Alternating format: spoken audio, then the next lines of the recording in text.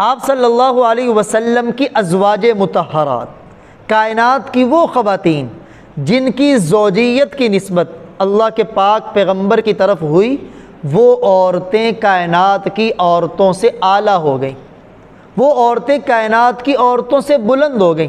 چنانچہ اللہ کا قرآن کہتا ہے یا نساء النبی، اے نبی کی بیویوں، لستن کاحد من النساء، تم عام عورتوں کی طرح نہیں ہو، تمہارا مقام عام عورتوں سے بلند و بالا ہے۔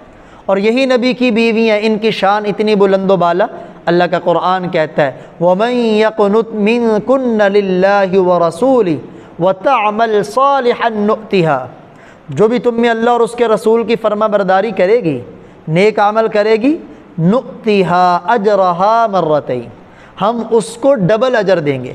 ہم نیکی کریں تو ایک نیکی پر اللہ 10 گنا اجر عطا فرماتے، لیکن نبی کی گھر والیاں، نبی کی بیویاں، ایمان والوں کی مائیں ایک نیکی کریں تو ان کو 20 نیکیوں کا ثواب ملتا ہے۔ ان کی بلند و بالا شان ہے جس کا ذکر اللہ تعالیٰ قرآن پاک میں فرما رہے ہیں، اور اتنی اونچی شان جو نبی کے گھر میں آئی، اللہ کا قرآن کہتا ہے النبی اولیٰ بالمؤمنین من انفسہم، نبی کو ایمان والوں سے ان کی جان سے بھی زیادہ حق ہے۔ وَأَزْوَاجُهُ أُمَّهَاتُهُمْ، نبی کی بیویاں ایمان والوں کی مائیں ہیں۔ اب جو بھی نبی کی بیوی بنی وہ ایمان والوں کی مائیں۔ آپ صلی اللہ علیہ وسلم نے کل 11 شادیاں کی ہیں، ان میں آپ کی 2 بیویوں کا انتقال آپ صلی اللہ علیہ وسلم کی زندگی میں ہوا۔ ایک امی خدیجۃ الکبریٰ رضی اللہ تعالی عنہا کا انتقال، اور دوسری زینب بنت خزیمہ رضی اللہ تعالی عنہا۔ ان کے علاوہ 9 بیویاں آپ کی وفات تک آپ کے گھر میں رہیں، آپ کی زوجیت میں رہیں، اور اللہ کا قرآن کیا کہہ رہا ہے؟ یہ ایمان والوں کی مائیں ہیں۔ اب یہ جو نبی کی بیویوں کو ایمان والوں کی مائیں کہا ہے، تو ماں کہنے میں علماء کرام نے 2 اس کے مطلب بیان فرمائے۔ ان کو ماں اس لیے کہا گیا کہ جیسے کسی آدمی کا اپنی ماں سے نکاح حرام ہے، تو پیارے نبی کی بیویوں سے بھی قیامت تک کے لیے امتی کا نکاح حرام ہے، چاہے وہ آپ صلی اللہ علیہ وسلم کی زندگی میں انتقال کر جائیں یا آپ کے وفات کے بعد انتقال کریں، کوئی ان سے نکاح نہیں کر سکتا۔ دوسرا مطلب، ان کو جو ماں کہا گیا، جیسے آدمی کے اوپر اپنی ماں کی تعظیم اور تکریم ضروری ہے، ایسے ہی پیارے نبی کی بیویوں کا احترام اور ان کی تعظیم بھی ضروری، لیکن پردے کے احکام کے حوالے سے، جیسے بیٹوں کا اپنی ماں سے کوئی پردہ نہیں، ازواج مطہرات سے پردہ ہے۔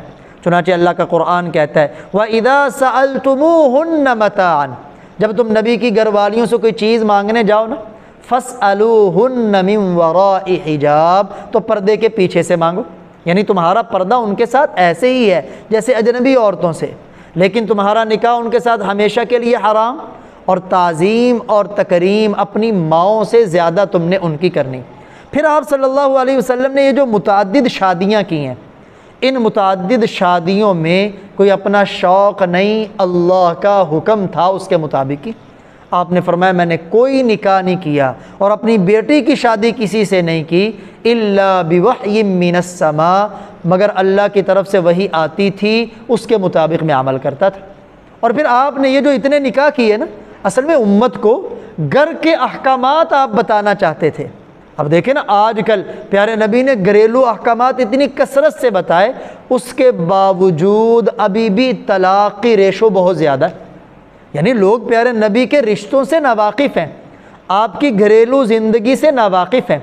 آپ صلی اللہ علیہ وسلم نے جو شادیاں کی، آپ نے بیوہ سے بھی شادی کی، امی خدیجہ بیوہ تھی، امی سودا رضی اللہ تعالیٰ عنہ بیوہ تھی۔ آپ کی بیویوں میں مطلقہ عورت بھی کہ جن کو پہلے خاوند نے طلاق دی، زینب بنت جحش رضی اللہ تعالیٰ عنہ مطلقہ ہے۔ آپ کی بیویوں میں کنواری بیوی، آپ کی محبوب بیوی امی عائشہ صدیقہ رضی اللہ تعالیٰ عنہ، تو امت کو پیغام دے رہے ہیں اگر بیوہ سے نکاح کرو، اپنے نبی کی زندگی پڑھو تاکہ تمہیں پتہ چلے بیوہ سے گزارا کیسے کرنا ہے۔ اگر مطلقہ عورت سے نکاح کرو، تمہارے لیے نبی کی زندگی اسوہ حسنہ، کنواری لڑکی سے نکاح کرو، پیارے نبی کی زندگی اسوہ حسنہ۔ پھر آپ کی ان بیویوں میں کچھ 6 بیویاں وہ ہیں جو آپ کے اپنے خاندان کی ہیں۔ امی خدیجہ رضی اللہ تعالی عنہ، عائشہ رضی اللہ تعالی عنہ، حفصہ رضی اللہ تعالی عنہ، ام حبیبہ رضی اللہ تعالی عنہ، ام سلمہ اور سودا رضی اللہ تعالی عنہ۔